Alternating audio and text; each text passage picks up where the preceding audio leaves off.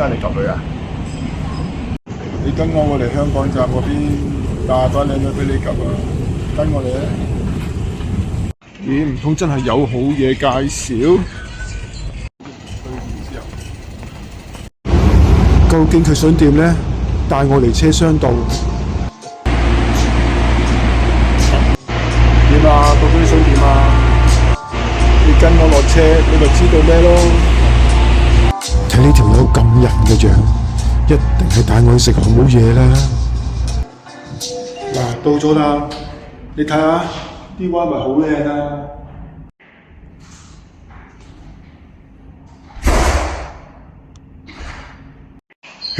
仆街啊！